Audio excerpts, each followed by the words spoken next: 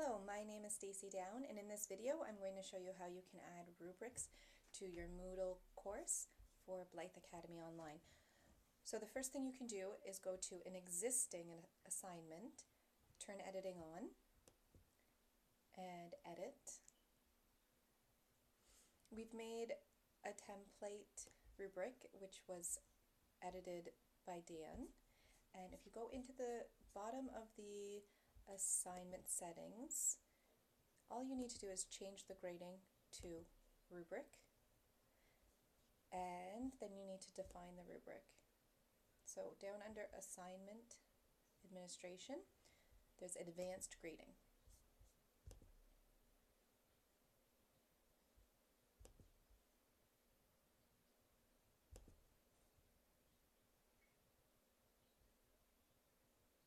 So you could make a rubric from scratch, but it's a little bit tricky. The way that they use the numbers and to spread out the scale, it's a little bit tricky. So we have a template to start with. There are a few different templates that teachers have saved to share with everyone, and the one that Dan approved is called Template Rubric.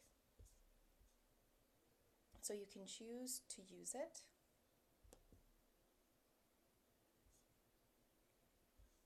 Do you want to use this rubric? Yes.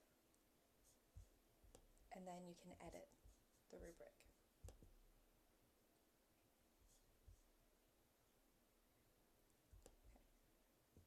So add the description. This is a rubric for a presentation. Oh, well, I already said this is homework. This is a rubric for homework, and whatever needs to go in the description. To edit the rubric, please keep the points the same by having the points start at 0. When you are done doing the rubric, it takes the lowest grade a person can get and the highest grade a person can get, and then it stretches it out between 0% and 100%. So if you keep the scale like this, the ratios will work out very nicely, and the mark that the student will end up with will match the levels in the description. So in the bold area here, you should describe what you're assessing. So I've done an example across mathematical procedures and strategies, and maybe I would feel happier if there was a bracket ended here. And so the first one's level 1,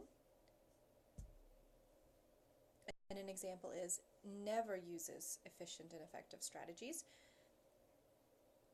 Level 1, the first one was below level 1, the second one is level 1, rarely uses. Level 2, sometimes uses. Number 3, often uses. Level 4 minus, mostly uses efficient strategies. Level 4, almost always. And level 4 plus, always uses. So it's up to you how you want your descriptions to sound. There are some descriptive words here to help you if you need a bit of a guideline. And again, you could add more details, mathematical procedures and strategies. If there's a specific procedure that you're looking for a student to do for math, it might be uses long division to solve certain types of questions. In an essay, maybe you're looking that they've followed a certain structure or that they've used a certain type of essay. It's up to you, and you continue to add criteria until you're done. Notice that the points automatically come up, which is very helpful. When you're all done, you can save it. If you're not sure yet, save it as a draft, and you will continue to do direct marking until you actually click save. So once you've clicked save,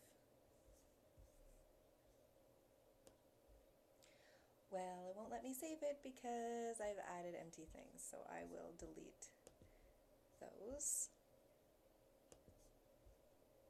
They don't like the empty criterion. And now I'll try to save it.